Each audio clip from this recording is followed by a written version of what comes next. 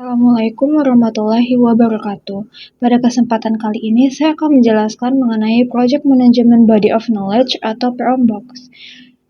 Project Management Body of Knowledge adalah standar de facto yang diakui secara internasional oleh IEEE, ANSI, dan ISO 21500 yang berhubungan dengan penerapan pengetahuan, keterampilan, peralatan, dan teknik untuk memenuhi persyaratan proyek.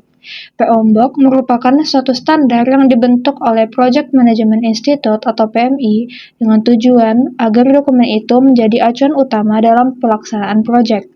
PMI memperbarui panduan PMBOK ini setiap 4 tahun sekali agar selalu terkini dan menyelaraskan dengan standar industri terkini. Publikasi Project Management Body of Knowledge tersebut pertama kali dilakukan pada tahun 1996 dan saat ini sudah memasuki edisi yang ke-7. Selanjutnya yaitu proses manajemen project dalam PMBOK. Di dalam PMBOK terdapat 5 proses manajemen. Yang pertama yaitu inisiasi, yaitu merupakan tahapan awal di mana tujuan, visi, dan misi proyek didefinisikan dengan jelas, termasuk identifikasi stakeholder utama. Yang kedua yaitu perencanaan, yaitu proses kompleks yang melibatkan penentuan jadwal, alokasi sumber daya, anggaran, dan analisis risiko untuk memastikan proyek berjalan sesuai dengan rencana. Yang ketiga yaitu pelaksanaan, merupakan fase kunci di mana tim proyek melaksanakan rencana yang telah dirancang sebelumnya, memastikan semua aspek terkoordinasi dengan baik. Yang keempat yaitu pemantauan dan pengendalian, yaitu merupakan kegiatan kinerja proyek secara terus-menerus untuk mengidentifikasi defisi dari rencana dan tindakan yang diambil dengan secara korektif. Yang terakhir yaitu penutupan, merupakan evaluasi akhir dari hasil proyek serta pembuatan dokumen terakhir dan pelepasan sumber daya. Selanjutnya yaitu bidang pengetahuan manajemen proyek dalam PMBOK. Di dalam PMBOK terdapat 10 bidang pengetahuan. Yang pertama yaitu manajemen integrasi, adalah integrasi semua knowledge area proyek agar proyek dapat berhasil di setiap fasenya. Yang kedua yaitu manajemen ruang lingkup proyek atau project scope management, yaitu mendefinisikan pekerjaan proyek yang akan dikerjakan dan tidak dikerjakan. Yang ketiga yaitu manajemen jadwal proyek, adalah kegiatan mencakup semua proses dan prosedur yang berkaitan dengan penyelesaian tepat waktu dari sebuah proyek. Yang keempat yaitu manajemen biaya proyek atau project cost management, adalah kegiatan memastikan proyek didefinisikan dengan baik dan memiliki waktu yang akurat dan estimasi biaya yang realistis. Yang kelima yaitu manajemen kualitas proyek atau project quality management, merupakan kegiatan yang mencakup proses-proses dan kegiatan yang menentukan kebijakan, mutu, sasaran, dan tanggung jawab.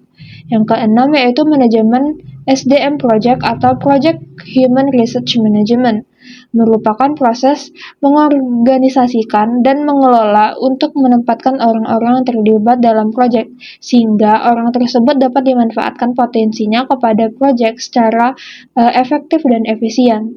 Yang ketujuh yaitu manajemen komunikasi proyek atau Project Communication Management, yaitu melibatkan perencanaan komunikasi atau identifikasi kebutuhan proyek, pemangku kepentingan, dan keinginan untuk proyek secara keseluruhan.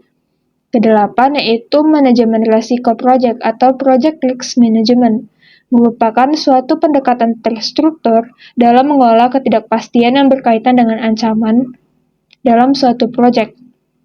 9 yaitu manajemen pengadaan proyek atau project recruitment management, merupakan bagian dari proses manajemen proyek di mana produk atau jasa yang diperoleh atau dibeli oleh perusahaan atau organisasi dalam rangka untuk menyelesaikan tugas atau proyek.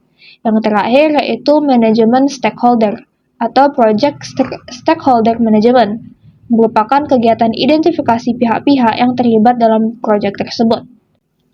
Selanjutnya itu perkembangan PMBOK. Seperti yang kita ketahui bahwa PMI memperbarui PMBOK setiap 4 tahun sekali untuk menyelaraskan dengan kondisi industri terkini.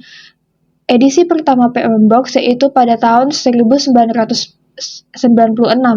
di mana pada edisi ini membagi proyek menjadi 37 proses yang dikelompokkan ke dalam 5 kelompok proses dan 9 area pengetahuan.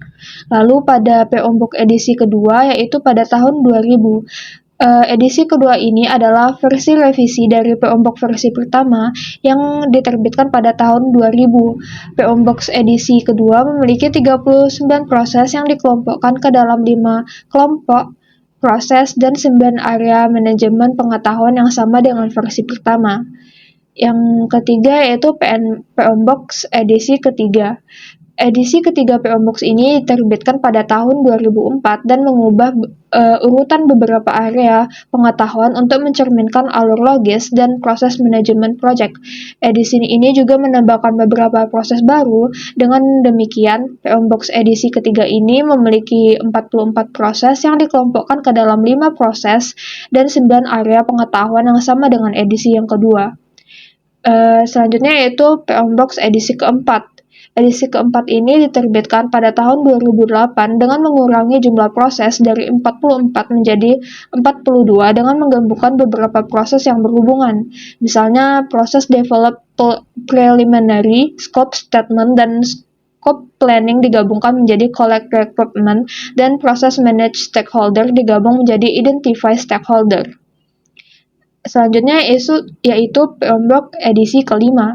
Edisi kelima PO Box ini diterbitkan pada tahun 2013 dengan menambahkan satu area pengetahuan yaitu manajemen sumber daya proyek. Sehingga PO Box edisi kelima ini memiliki 47 proses yang dikelompokkan ke dalam 5 kelompok proses dan 10 area pengetahuan. Selanjutnya yaitu PO Box edisi ke-6. Edisi ke-6 ini diterbitkan pada tahun 2017 dengan menambahkan satu area pengetahuan yaitu Project Stakeholder Management. Dengan demikian, PO Box edisi ke-6 ini memiliki 49 proses yang dikelompokkan ke dalam 5 proses dan 10 area pengetahuan yang sama dengan edisi yang kelima. Selanjutnya yaitu edisi ke-7. Edisi ke-7 ini merupakan edisi terbaru dari PO Box itu sendiri yang mana diterbitkan pada tahun 2021 dan mengadopsi format berbasis prinsip untuk menjadikan lebih inklusif dari berbagai pendekatan untuk pemberian nilai. Artinya, edisi ini tidak lagi berfokus pada proses-proses yang dilakukan dalam manajemen proyek, melainkan prinsip yang harus diterapkan dalam manajemen proyek. Selanjutnya yaitu studi kasus. Adapun judul studi kasus yaitu implementasi PO Box pada organisasi sekolah. Organisasi sekolah berfungsi merancang, menyelenggarakan, dan mengevaluasi program yang telah ditetapkan dan memiliki tujuan untuk menghasilkan lulusan dengan spesifikasi yang telah ditentukan. Organisasi sekolah harus sesuai standar SNP. SNP ialah standar minimal pendidikan yang ada di Indonesia. Setiap organisasi di Indonesia wajib menerapkan standar tersebut di dalamnya sebagai pedoman untuk menjalankan organisasi tersebut. Dalam rangka memenuhi SNP tersebut, maka diperlukan pedoman atau kaidah untuk manajemen proyek dalam organisasi sekolah tersebut. Untuk itu diimplementasikanlah PO Box dengan cara memasang aktivitas yang ada di dalam SNP dengan proses yang ada dalam PO Box. Kegiatan ini dilakukan dengan melihat kesamaan karakteristik di antara keduanya. Pemasangan aktivitas dalam SNP dan juga PO Box dapat dilihat pada tabel berikut.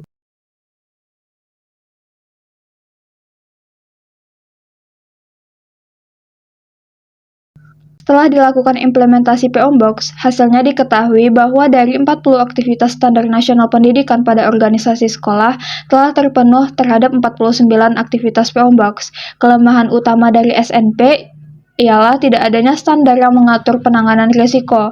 Dalam PO Box terdapat knowledge area yang mengatur manajemen risiko, sehingga terlihat jelas PO Box dalam pelaksanaan organisasi sekolah untuk terpenuhnya standar nasional pendidikan sangat direkomendasikan. Baiklah, mungkin sekian yang dapat saya jelaskan. Apabila terdapat kesalahan mohon dimaafkan. Wabillahi taufiq wa hidayah. Wassalamualaikum warahmatullahi wabarakatuh.